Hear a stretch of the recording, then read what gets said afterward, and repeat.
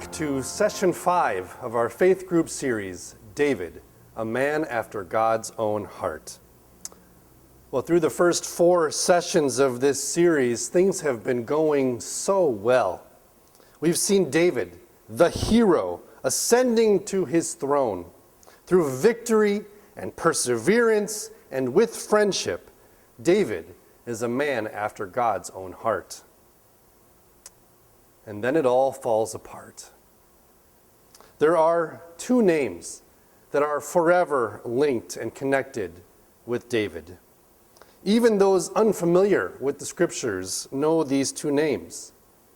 One is, of course, the giant Goliath, and the other is the woman, Bathsheba. Eugene Peterson observes that the physical forms attached to these 2 names could hardly be more different. Goliath, the big, ugly giant, and Bathsheba, an innocent woman.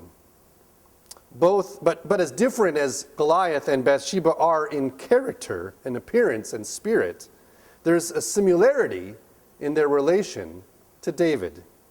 Both bring him into a field of testing, a place of encounter that reveals David's heart. And in the case of the giant, well, it's inspiring. But in the case of the woman, it's repulsing.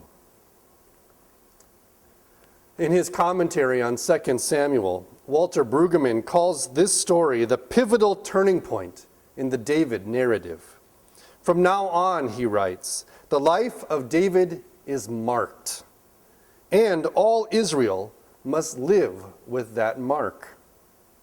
It is an abrupt transition from a life lived under blessing to a life lived under the curse. It is the intrusion of sin into the life of David and Israel that cuts so sharply that it rivals the power of the original act of Adam and Eve. And it's a story so massive and penetrating that it almost defies our capacity for interpretation. And while the Goliath story offers inspiration for underdogs and those facing giant obstacles, it is the Bathsheba story that I think most connects with us and our worlds. The hero is human. The faithful fails. And that's relatable, isn't it? So let's dive into this story and see what happens when the man after God's own heart becomes a man after a married woman's heart. And the sad story begins with David in a place where he should not be. 2 Samuel chapter 11 begins, in the spring of the year, the time that kings go out to battle, David sent Joab and his servants with him, and all Israel. And they ravaged the Ammonites and besieged Rabbah. But David remained at Jerusalem. Way back in 1 Samuel chapter 8, when Israel demanded a king from the prophet Samuel, they reasoned that they needed one in order to go out before us and fight our battles. That's what we need a king for. And that's how David received his fame, isn't it? Starting with Goliath and progressing from battle after battle, victory after victory, David was a renowned warrior and leader. In fact, he had just defeated the Syrians in the chapter before, chapter 11 of 2 Samuel. And yet here, in chapter 11, during the season when kings go out to battle, David sends his army out without him. And where was he? Well, verse 2 tells us he was on the couch. And here we have our first convicting moment in this tragic story. Instead of doing what he was supposed to be doing as king, David was back home on the couch. Ouch. How many guys watching this right now just got an elbow in the ribs from their wives? But the lesson that we learn here is that we open ourselves up to sin and temptation when we are not where we are supposed to be. And it begs a lot of questions, like, should you be alone with that person? Should you go into that establishment? Should you visit that website? Should you hang out with those people? And so on. Where are you needed? Where has God called you to be and called you to be doing? And what is keeping you away from it? So David is not where he's supposed to be. Instead, sitting on the couch, he sees a temptation that he cannot resist. Peterson notes the repeated use of the word send here. David sends Joab. He sent to inquire about the woman.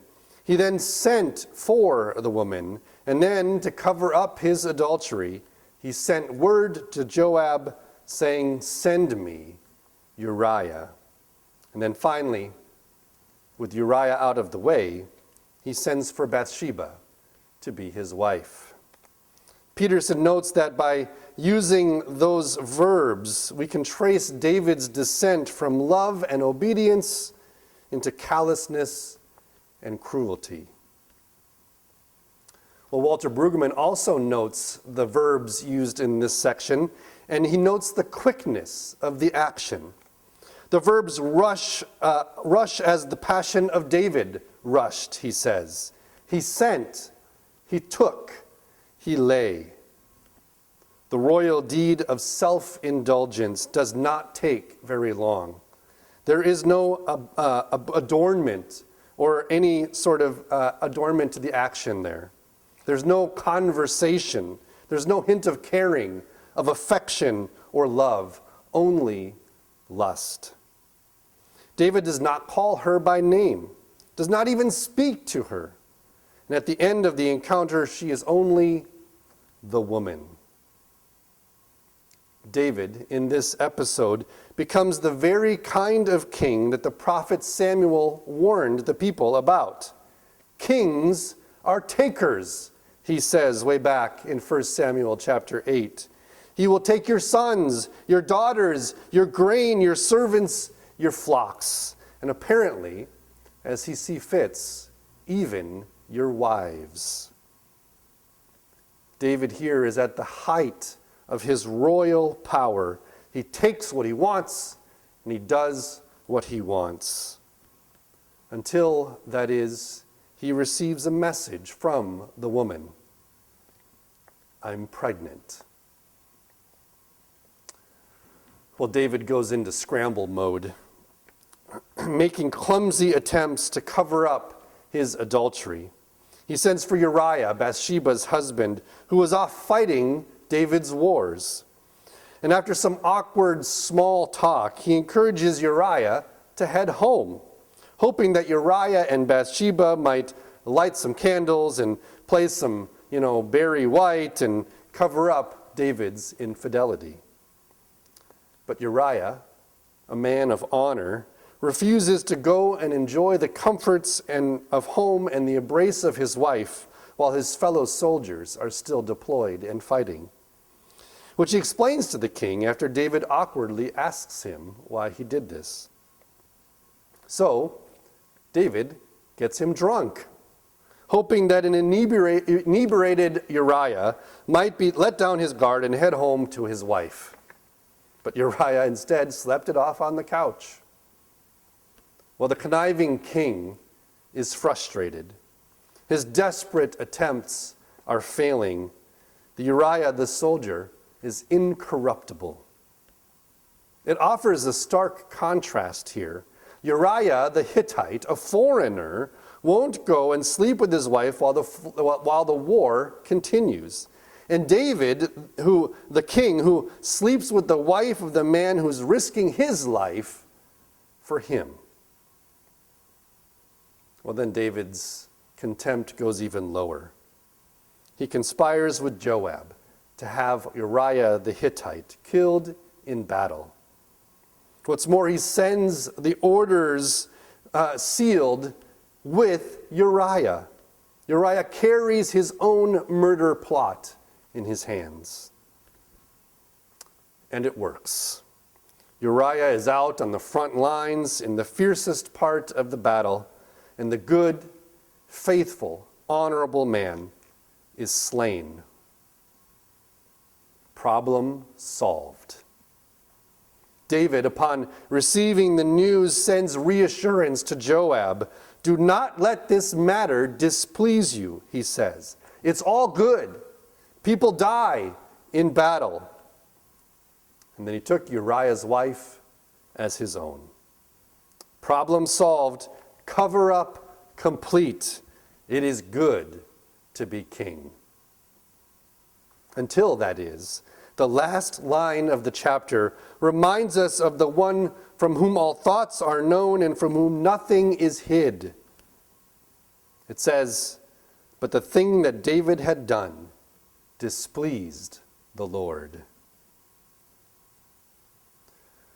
Well, now, before we get to David's pastor, a couple of notes here. First, regarding Bathsheba. First of all, what are the odds that a bathing woman is named Bathsheba? That just seems far-fetched to me. But secondly, and obviously more seriously and unfortunately, notice how we rarely hear her name. She's identified as Bathsheba, the daughter of Eliam, the wife of Uriah the Hittite, when David inquires about her. But then she's referred to only as the woman, and often in relationship with her husband, Uriah. Even here, with Uriah dead and out of the way, Bathsheba is referred to only as the wife of Uriah. And interestingly, that's how she remains. Even in Matthew's gospel genealogy, though other women are named, Bathsheba is still referred to only as the wife of Uriah. And third, as the last verse declares, when what David had done had displeased the Lord, notice the parallel wording here to David's message to Joab, where he says, "Do not let this matter displease you. It's all good." It was not all good. God saw everything. And so David is done with his sending. And now he has only to receive. It's the Lord now who does the sending. And he sends David a preacher, Nathan the prophet. And Nathan spins a brilliant parable for David. A rich man and a poor man, one with lots of flocks of sheep. And he takes the precious lone lamb of the poor man. And the tale is told so brilliantly that it invokes moral outrage from an immoral king. As the Lord lives, the man who has done this deserves to die, David declares. And then Nathan drops the hammer. You are that man.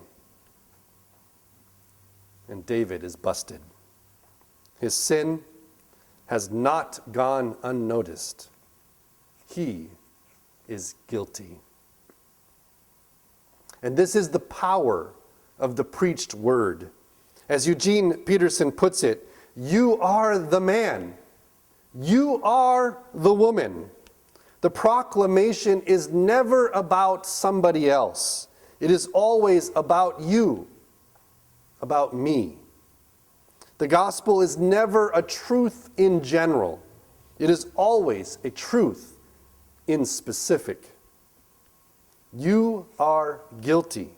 You are in bondage to sin and cannot free yourselves. But you are forgiven for Jesus' sake. Your sins are wiped away on account of the cross.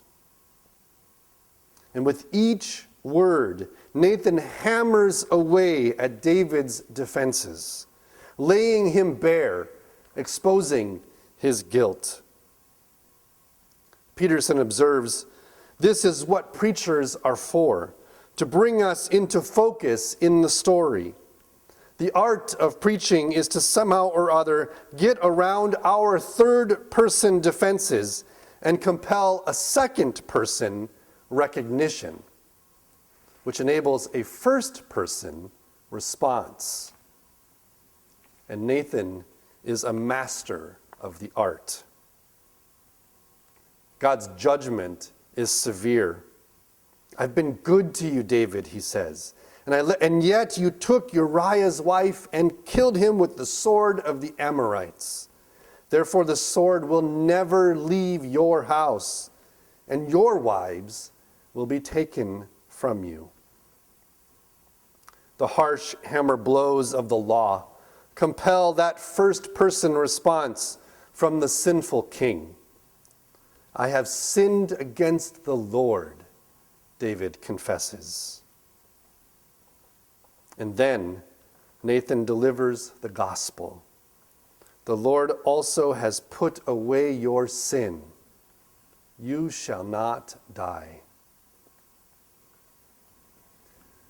Well, the sad story of David and Bathsheba is a story that's all too common in our world today.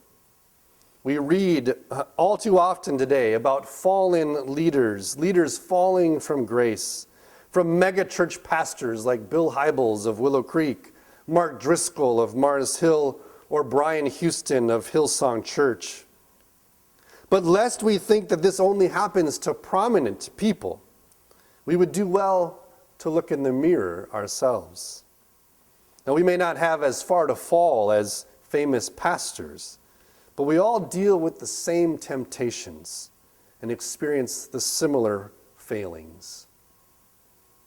So as we learn from David about the dangers of temptation and the spiraling, compounding effect of sin, from coveting to adultery to murder, well, we would also do well to learn about receiving grace. David, when confronted with his sin, finally confesses. He comes clean. Peterson writes that in the Christian life, our primary task is not to avoid sin, which is impossible anyway, but to recognize sin and then to confess it. Well, David would later put his confession into the form of a poem, producing one of the most beloved psalms, one that we sing every Sunday at the first word service. In Psalm 51, there are 4 different words that are used to name sin. See if you can identify them. But also listen for the 19 verbs used to invoke and declare God's action of forgiveness and restoration. Because we have a finite number of ways that we sin, but God has an infinite number of ways that he forgives. So listen to the confession of David. "Have mercy on me, O God, according to your steadfast love. According to your abundant mercy, blot out my transgressions. Wash me thoroughly from my iniquity and cleanse me from my sin. For I know my transgressions, and my sin is ever before me. Against you, you only have I sinned and done what is evil in your sight, so that you may be justified in your words and blameless in your judgment. Behold, I was brought forth in iniquity, and in sin did my mother conceive me. Behold, you delight in truth in the inward being, and you teach me wisdom in the secret heart. Purge me with hyssop, and I shall be clean. Wash me, and I shall be whiter than snow. Let me hear joy and gladness. Let the bones that you have broken rejoice. Hide your face from my sins and blot out my iniquities.